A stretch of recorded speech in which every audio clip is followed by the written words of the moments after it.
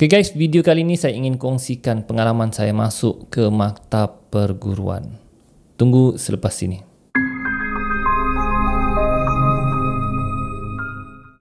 Assalamualaikum warahmatullahi wabarakatuh dan salam sejahtera. Selamat datang ke channel Alif Kelana. Channel ini banyak menyediakan video-video yang menarik, jadi jangan lupa untuk subscribe dan tekan butang loceng untuk update video-video yang terbaru. So guys, ini kali ini episod baru. Episod sebelum ni iaitu pengalaman saya memohon masuk maktab perguruan.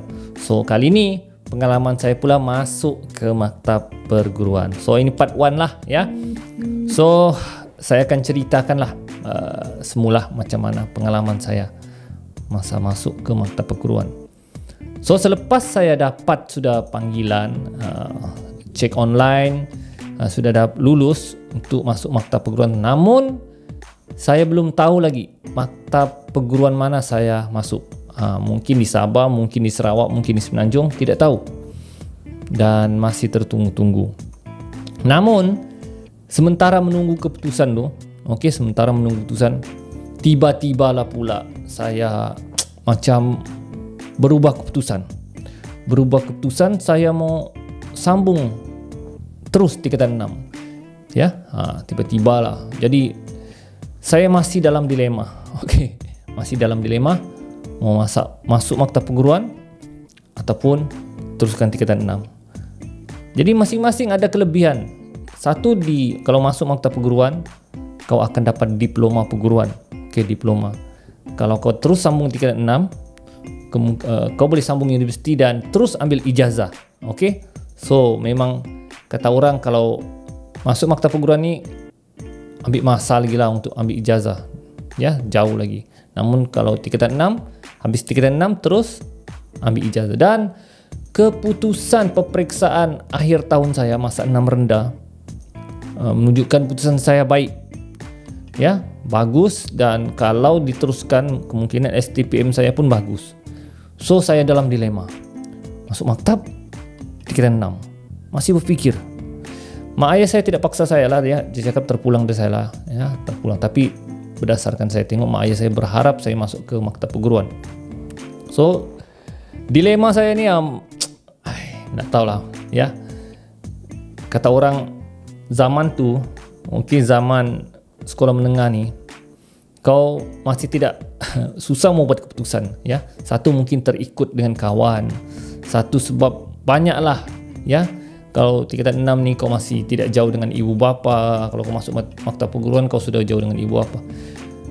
Susah mau buat keputusan guys. Walaupun kau rasa masuk maktab perguruan lah kan, tapi masa saya tu lah, zaman saya tu, saya masih dalam dilema. So sehingga kan buka sekolah masuk tingkatan 6 atas. Jadi saya masih lagi bersekolah, belum buat keputusan lagi untuk masuk maktab perguruan. Dan saya belum tahu lagi maktab perguruan mana saya dapat. So sampai tingkatan 6 atas, saya lihat rakan sekelas saya sudah tidak sekolah, terutama yang rakan saya yang si Jonovian ni lah. Jonovian pun memang dapat maktab perguruan. Walaupun belum tahu lagi di mana maktab perguruan, tapi dia sudah tidak hadir ke sekolah.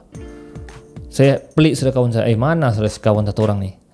Dan beberapa orang kawan saya sekelas saya pun sudah tidak hadir dan dikatakan mereka sudah masuk ke UITA, masuk ke Politeknik.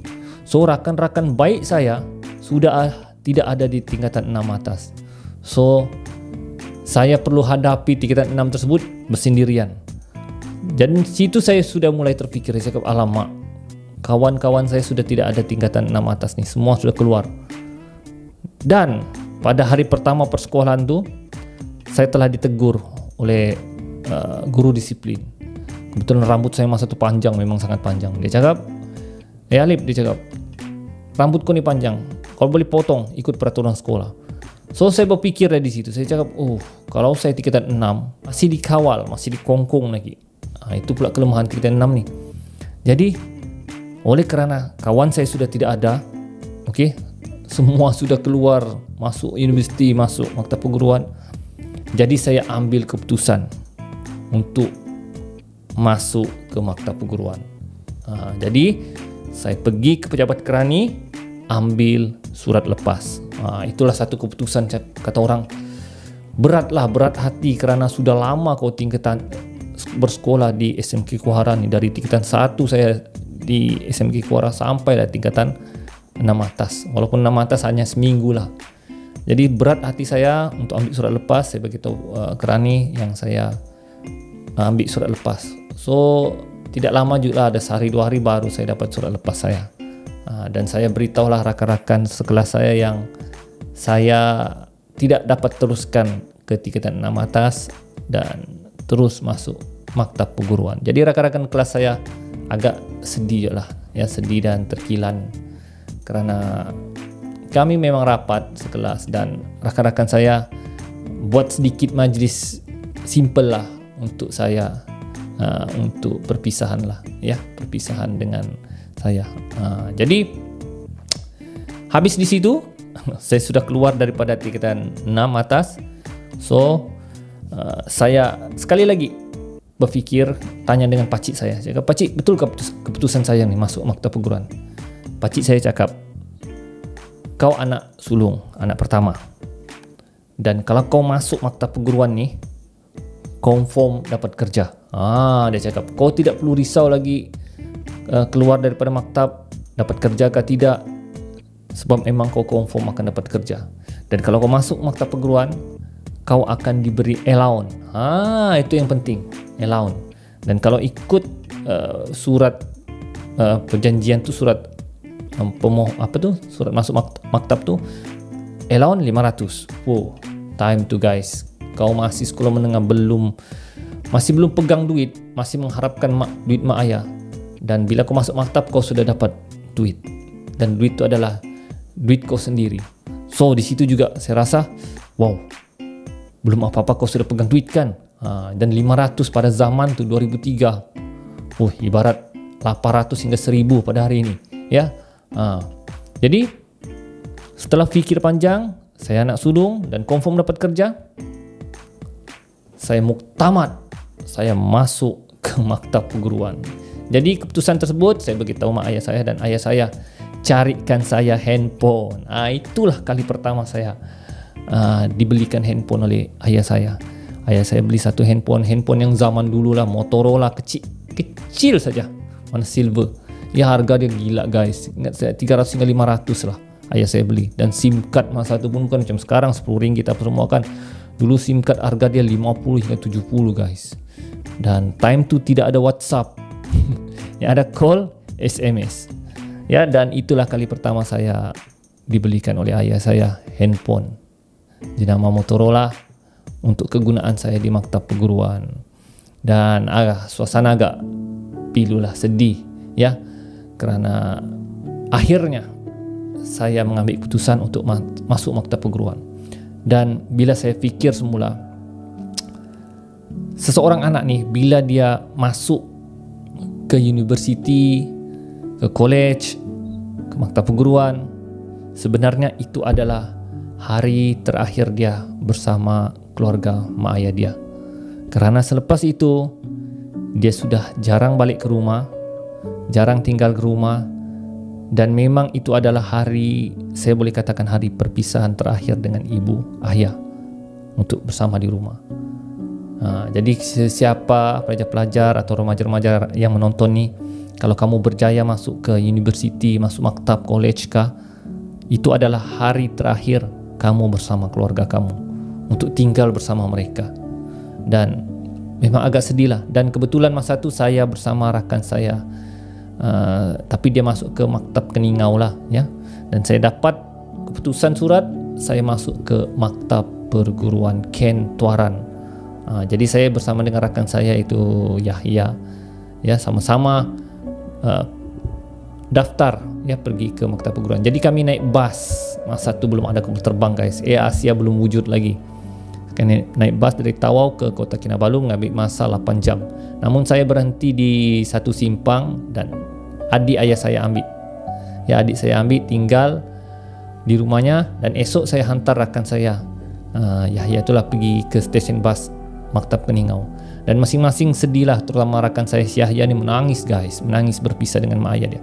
Saya tidak juga lah menangis, cuma rasa sedih lah, ya, sedih, macam berat hati untuk berjauhan dengan keluarga. Namun ya, hidup mesti diteruskan. Memang itulah kehidupan pada hari ini. Kau perlu terus dan sambung belajar ini adalah tanggung jawab kau lah ya. Jadi susah mau cerita guys ya.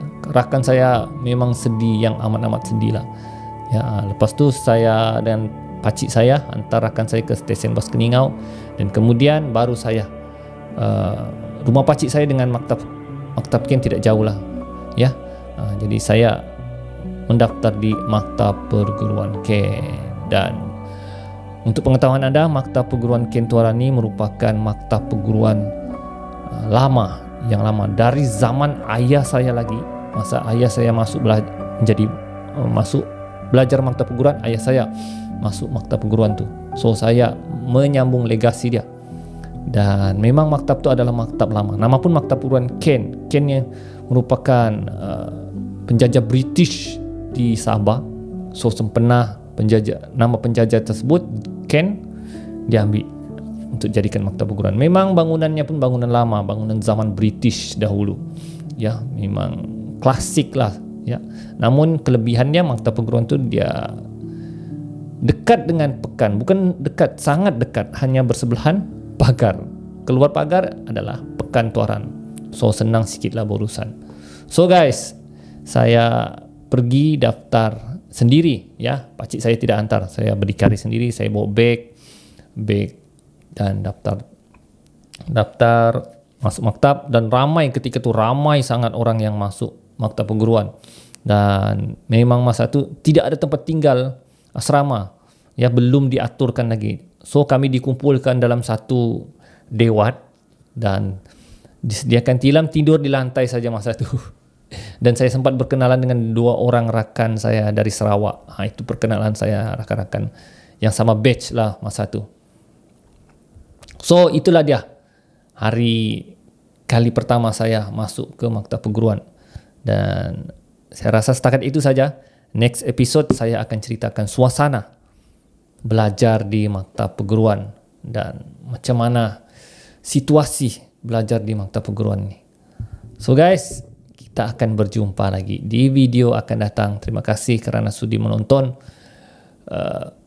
video saya. Jumpa lagi di episod akan datang. Alif Kelana. Assalamualaikum.